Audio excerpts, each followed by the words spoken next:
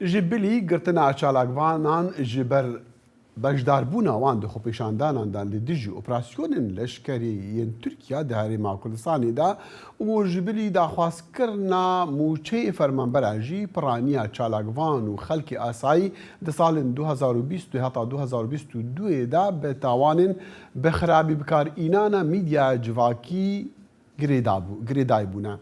دوێ جیهان لەسەر ئازادیە بیر و باوەران و ئازادیە گشتی لە هەرێما کوردستانە عێراقی چ بزانە دوێ دەلیڤەیەدا ئەم میڤانداریە ڕێبەر ئیسماعیل ئامێدی چاودێری سیاسی لە دهۆکێ دیکن کاک ڕێبەر دەم باش سەری ساڵاتەیان و پیرۆز بەمە دخواست ئەمشتە بخوازین گۆتە گوێ خۆداوێ راپۆرتە سەلام باڵای لەسەر مەسەلە ئازادیە دەربڕینە لە هەرێما دهۆکێ وان هەرسی باوەرین جودا کو راپۆرتدا هەبن بگەهینی هەف تو دکاری چی بێژی لەسەر ئازادیە ڕادەربڕینی لە هەرێماوە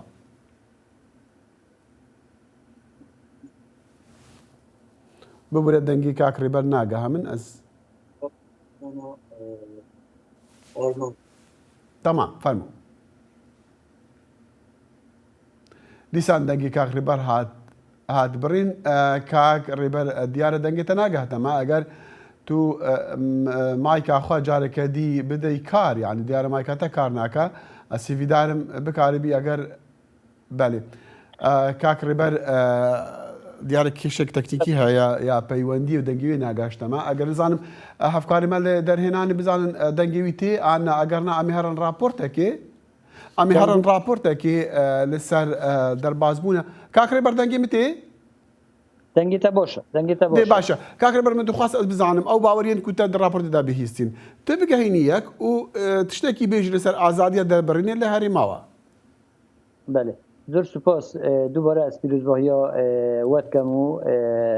هەمی تەماشەفان و گوهدار و هیویدارم ساڵانی ساڵا بجهینانە ئارمانجن هەمیاوی بدیتنا من ئەف ڕەوشە ئەم پێدا ڕەوشەکە تایبەتە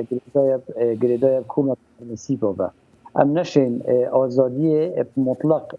بەحەز بکەین لێ پڕێژەیی ئازادی هەیە بەس ئازادیشی تێتە گرێدان کومەکە فاکتەرە بە اینها ام واقعك سیاسی داجین اف واقع سیاسی واقعك ساخلم نینه هزین سیاسی کردستان هفرکیه که دانل گل هفدو اف هفرکیه ولیکریه طاما حزباتیا برطانک یا زاله ات ریوبرنا هفرکیه سیاسی تایبت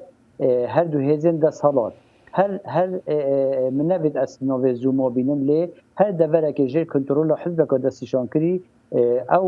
او هزا سیاسی آن حزب سیاسی یا زار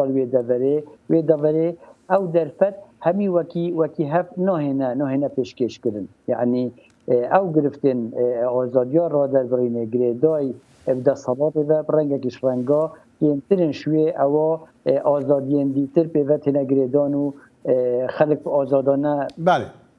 خود در برید چارچوبه گرفتن جواکی دا گرفتن حزو رغبت گنجان دا تا دیمان که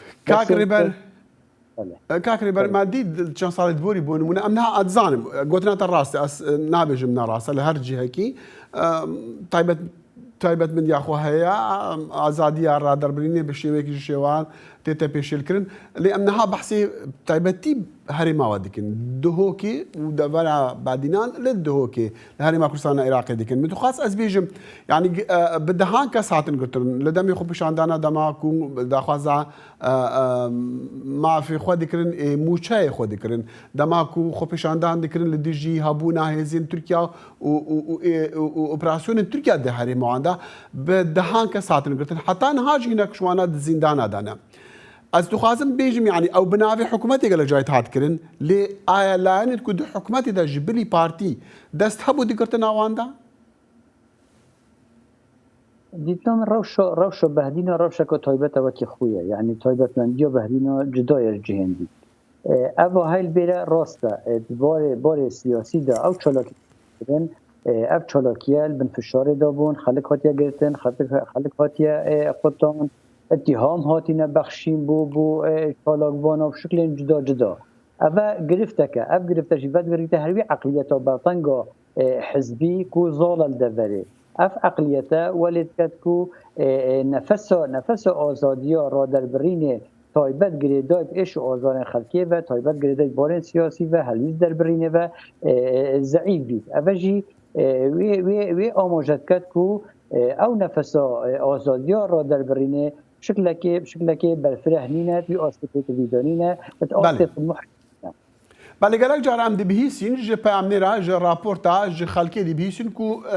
خالق لبعدینانتین دعواس کرن يعني لكل قلوان ذكرين يعني قالك جايتين زندان كرين جي لسر عندك كومنتا لسر عندك نفيسينا لسر ميديا جواكي هطا تشدي يعني او كارين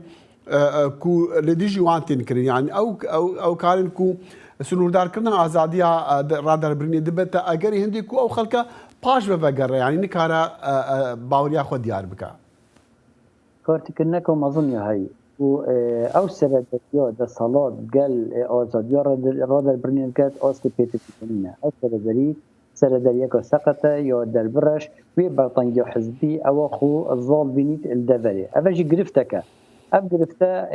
يا قريدايا بيكهاتا عقليتا حزبي وباراسنا برجواندين برطانجين حزبي ولد كات افخو ظلالمند سركيجي بو اگر تفکیل کدیر بکی هر دست حالاته چونکه اگر ام چارچوبه دیمقراطیت دا آن سلوک دیمقراطیک جواک مدا حتی نکات آسته که پیت ویدنینه بر بو سلطه یا هاندر با یا پشتوان با یا هاریکار با گو اف جواک آنجی بله کاک ربر از گل که سپاسیاتت کم دائما ما بترین آدمار ربر اسماعیل آمیدی چابدری سیاسی جدو که به مرابو